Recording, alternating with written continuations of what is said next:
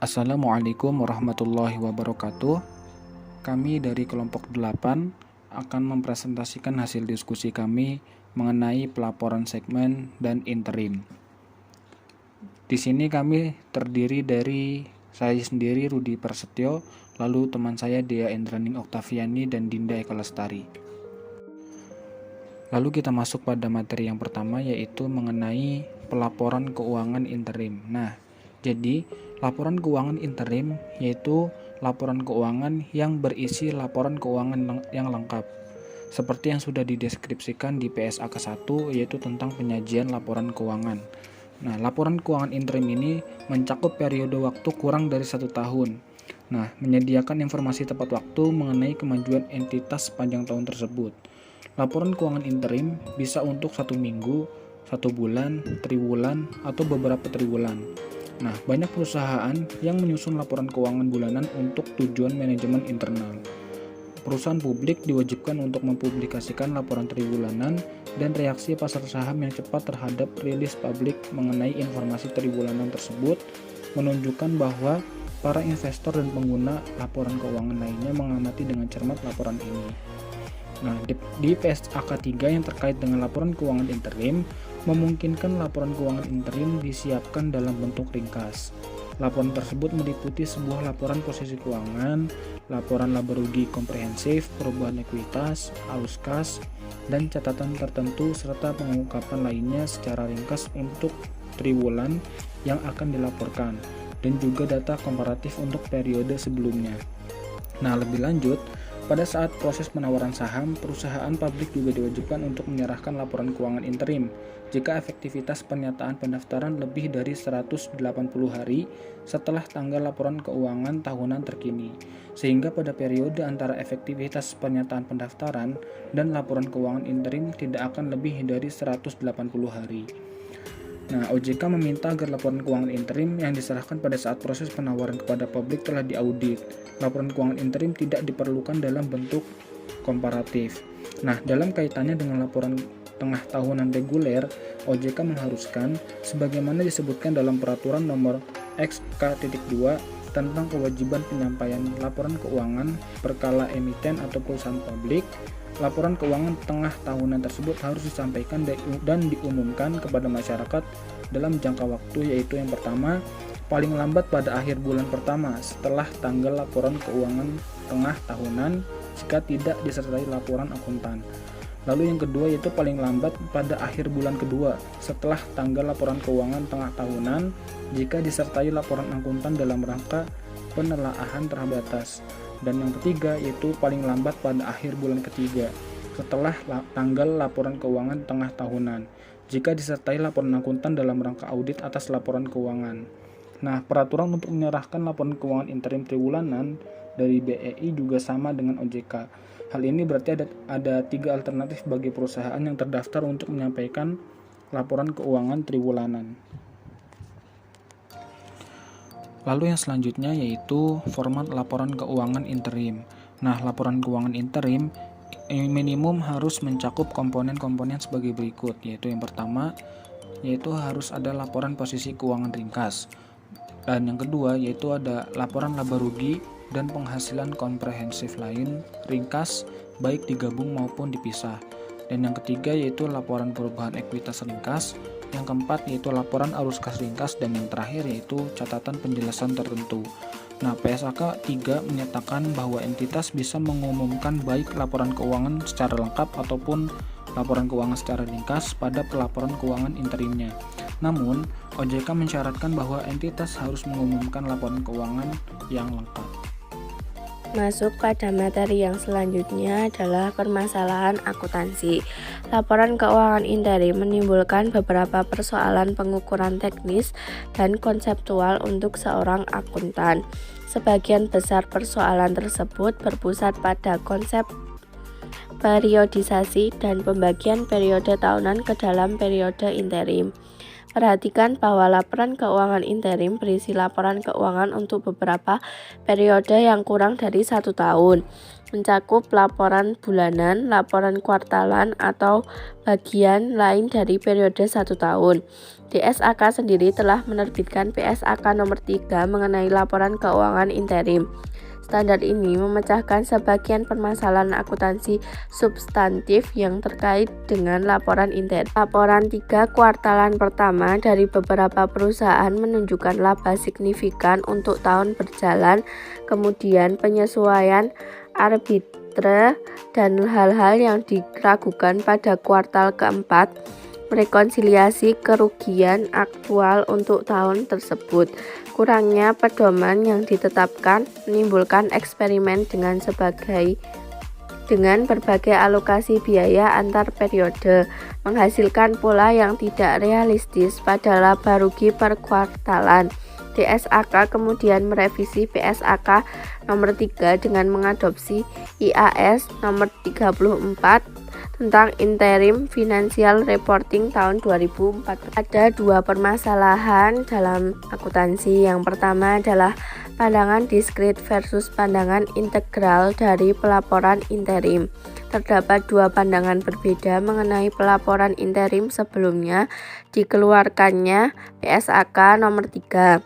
Diskrit pelaporan interim memandang setiap periode interim sebagai periode akuntansi dasar yang harus dievaluasi seakan-akan periode tersebut merupakan periode akuntansi tahunan. Setiap akhir periode penyesuaian dan penangguhan ditentukan dengan menggunakan prinsip akuntansi yang sama dengan yang digunakan dalam laporan tahunan. Teori yang kedua adalah teori integral pelaporan interim. Memandang periode interim sebagai bagian dari periode tahunan. Berdasarkan pandangan ini, pengakuan dan penyesuaian dari pos pendapatan atau beban tertentu dapat dipengaruhi oleh pertimbangan mengenai hasil yang diharapkan dari keseluruhan operasi selama setahun. Sebagai contoh, beban yang umumnya akan dibebankan ke operasi dalam satu periode untuk tujuan akuntansi tahunan dapat ditangguhkan dan dibebankan ke beberapa periode interim berdasarkan alokasi penggunaan volume penjualan, tingkat produksi, atau dasar lain. Kesalahan yang kedua adalah pengaturan akuntansi tentang pelaporan interim. PSAK nomor 3 menstandarisasi penyusunan dan pelaporan pada laporan interim laba rugi komprehensif interim. Pengaturan tersebut mendefinisikan elemen laba rugi dan pengukuran biaya atas dasar interim. Pengaturan tersebut juga memberikan panduan untuk perlakuan akuntansi atas divestasi, pos luar biasa, transaksi yang tidak biasa terjadi ataupun tidak sering terjadi, serta liabilitas kontingensi pada laporan keuangan interim. Lebih lanjut, pengaturan tersebut menjelaskan penyajian dan pengungkapan laporan keuangan interim. Perubahan dalam kebijakan akuntansi juga akan dibahas dalam pengaturan ini. Secara khusus, perubahan prinsip akuntansi dalam periode interim dilaporkan pada periode interim yang bersangkutan menggunakan metode yang sama sebagai perubahan akuntansi yang terjadi dan dilaporkan dalam laporan keuangan tahunan sebagaimana dinyatakan dalam PSAK nomor 25 tentang kebijakan akuntansi, perubahan estimasi akuntansi, dan kesalahan. Berdasarkan PSAK nomor 25, perubahan kebijakan akuntansi harus ditetapkan secara retrospektif dengan menyesuaikan saldo awal setiap komponen ekuitas yang terpengaruh untuk periode sajian paling awal dan jumlah komparatif lainnya diungkapkan untuk setiap periode sajian seolah-olah kebijakan akuntansi baru tersebut sudah diterapkan sebelumnya.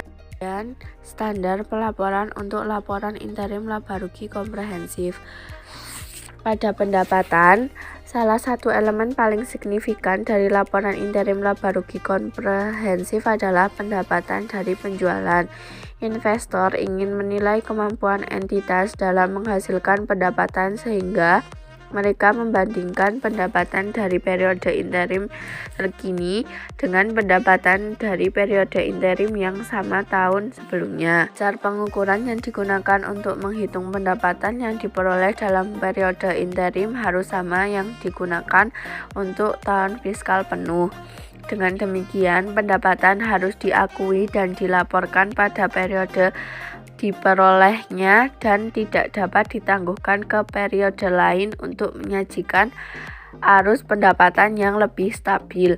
Pada BSAK nomor 3 menyatakan bahwa pendapatan yang diterima secara musiman, siklusan, atau tidak teratur dalam suatu tahun buku tidak diantisipasi atau ditangguhkan pada tanggal interim jika antisipasi atau penangguhan tidak akan sesuai pada akhir tahun buku.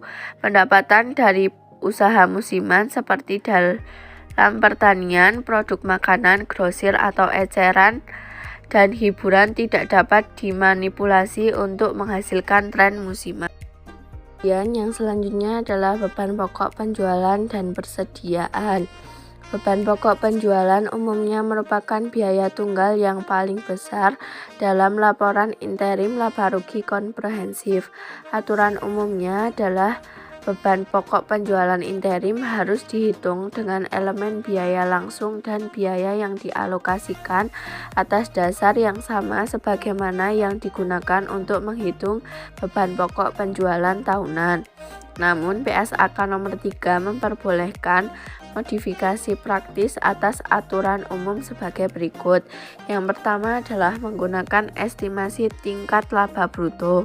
Estimasi laba bruto dapat digunakan untuk menghitung beban pokok penjualan interim. Dengan demikian, persediaan fisik tidak perlu dibuat dalam setiap laporan keuangan interim. Yang kedua adalah penilaian yang terendah antara biaya perolehan dan nilai realisasi neto. Kerugian persediaan dari penurunan NRV di bawah biaya perolehan diakui pada periode penurunan tersebut. Sedangkan pemulihan dari NRV pada periode interim berikutnya harus diakui pada periode pemulihan sebagai pemulihan kerugian yang diakui pada periode interim sebelumnya dari tahun fiskal. Yang ketiga adalah sistem biaya standar. Produsen yang menggunakan sistem biaya standar untuk menghitung beban pokok penjualan dan persediaan akhir harus menggunakan prosedur yang sama untuk menentukan varian selama satu periode interim dengan yang digunakan untuk tahun fiskal. Tetapi varian yang diantisipasi akan diserap pada akhir tahun fiskal biasanya tidak dimasukkan dalam menghitung laba rugi interim. Biaya dan beban lain-lain. Pandangan integral yang diadopsi oleh BSAK 3 terbukti ketika berhadapan dengan biaya periode interim. Prinsip umumnya adalah bahwa biaya dan beban itu harus dibebankan ke laba rugi interim dalam periode interim di mana keduanya terjadi. Biaya dan beban lain-lain selain biaya produk harus dibebankan dengan pasar yang sama seperti periode tahunan. Pilihan antara pengakuan langsung dari pengeluaran dalam laporan laba rugi periode interim dan penangguhan secara alokasi ke beberapa laporan laba rugi periode interim tersebut berdasarkan evaluasi subjektif dari periode yang mendapatkan manfaat dari pengeluaran tersebut. Deskripsi berikut mengilustrasikan saat pengeluaran bisa ditangguhkan dan dialokasikan ke beberapa periode interim. Yang pertama yaitu beberapa perusahaan memfokuskan pada perbaikan peralatan yang besar dalam satu tahun pada satu periode interim. Dan yang kedua, pajak properti harus ditangguhkan atau diakur pada setiap periode interim daripada diakui secara penuh sebagai sebuah beban periode interim pada saat pajak bayar. Yang ketiga, biaya kampanye iklan besar harus dialokasikan pada periode interim yang mendapatkan manfaat dari biaya tersebut daripada yang diakui semata-mata dalam periode interim saat biaya itu terjadi. Selanjutnya adalah akuntansi untuk pajak penghasilan dalam periode interim. Perhitungan pajak penghasilan interim atau interim income tax menimbulkan suatu permasalahan khusus bagi akuntan karena beban pajak yang sebenarnya dihitung berdasarkan penghasilan untuk keseluruhan tahun buku. Selain itu, perbedaan temporer antara akuntansi pajak dan akuntansi PABU mengharuskan pengakuan pajak tangguhan. Perbedaan antara laba akuntansi dan laba kena pajak. Perbedaan antara jumlah laba operasi yang dihitung untuk tujuan laporan keuangan atau laba akuntansi dan untuk tujuan pajak merupakan hal yang normal. Kedua hal tersebut telah dijelaskan pada PSAK 46 tentang pajak penghasilan dan sering dibahas lebih dalam pada kelas akuntansi keuangan menengah. Kategori pertama sering disebut sebagai perbedaan atau permanen atau perbedaan temporer. Perbedaan permanen tidak dimasukkan dalam menentukan jumlah laba kena pajak atau laba fiskal untuk satu periode. Contoh dari perbedaan permanen adalah sebagai berikut. Yang pertama, premi asuransi jiwa yang dibayar oleh perusahaan berdasarkan kebijakan eksekutif untuk perusahaan yang merupakan penerima dana atau tidak dikurangkan dari pajak. Yang kedua, dana hasil asuransi jiwa yang dikumpulkan. Yang ketiga, jenis tertentu denda atau penalti yang ditunjukkan bukan sebagai beban yang dapat mengurangi pajak. Yang keempat, penghasilan lain yang telah dikenai pajak final, misalnya penghasilan dividen. Item-item tersebut dimasukkan dalam laba rugi laporan keuangan atau laba akuntansi, tetapi tidak dimasukkan dalam perhitungan laba kena pajak. Dengan demikian, laba akuntansi disesuaikan untuk item ini agar dapat menentukan laba kena pajak pada periode interim. Berikut ini adalah contoh dari perbedaan temporer. Yang pertama, sewa diterima di muka atau dilaporkan pada pengembalian pajak dalam periode pengumpulan, tetapi sebagai pendapatan pada laba akuntansi dalam periode yang diperoleh.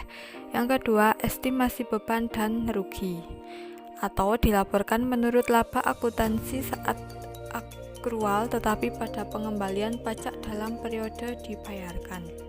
Yang ketiga adalah penyusutan dipercepat pada pengembalian pajak dan penyusutan garis lurus pada laporan laba rugi atau selisih antara beban penyusutan pada laba akuntansi dengan laba kena pajak. Dan yang keempat adalah merevaluasi persediaan mana yang lebih rendah antara biaya perolehan atau nilai realisasi yaitu atau NRV pada laporan keuangan atau kerugian yang ditunjukkan pada laba akuntansi dalam periode penurunan nilai tetapi pada pengembalian pajak dalam periode terjual. Perubahan akuntansi dalam periode interim. PSAK 25 tentang kebijakan akuntansi, perubahan estimasi akuntansi dan kesalahan menyebutkan perubahan akuntansi dalam 3 kategori, yaitu yang pertama perubahan kebijakan akuntansi, yang kedua perubahan estimasi akuntansi, dan yang ketiga adalah kesalahan periode sebelumnya. Untuk perubahan kebijakan akuntansi, perubahan dalam kebijakan akuntansi dapat dilakukan oleh sebuah entitas hanya jika perusahaan tersebut disyaratkan oleh suatu PSAK atau penghasilan laporan keuangan yang memberikan informasi yang andal dan lebih relevan tentang dampak transaksi, peristiwa, atau kondisi lainnya terhadap posisi keuangan, kinerja keuangan, atau arus kas entitas. Dan yang kedua adalah perubahan estimasi akuntansi atau penerapan saat ini dan prospektif. Merupakan hasil informasi baru yang telah tersedia untuk entitas. Perubahan ini akan dilaporkan hanya berdasarkan saat ini dan prospektif.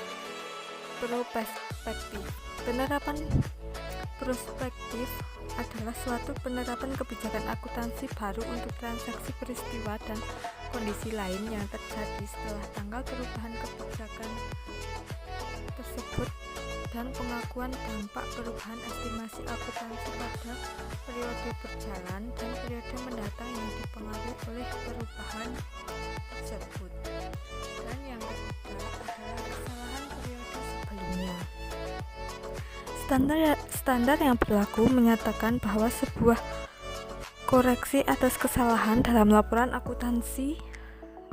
keuangan akuntansi yang diterbitkan sebelumnya bukanlah perubahan estimasi akuntansi dan entitas harus menyajikan kembali laporan keuangan yang telah disajikan sebelumnya untuk mengoreksi kesalahan pada laporan tersebut.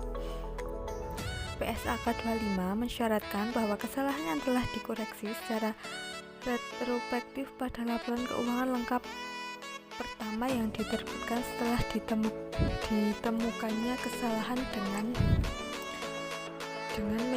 menyajikan kembali jumlah komparatif untuk periode sebelumnya yang disajikan di mana kesalahan terjadi, atau jika kesalahan terjadi sebelum periode sajian paling awal, maka penyajian kembali saldo awal aset, liabilitas, dan ekuitas untuk periode sebelumnya sajian paling awal. Sekian presentasi dari kelompok kami. Apabila ada kesalahan mohon dimaafkan. Wassalamualaikum warahmatullahi wabarakatuh.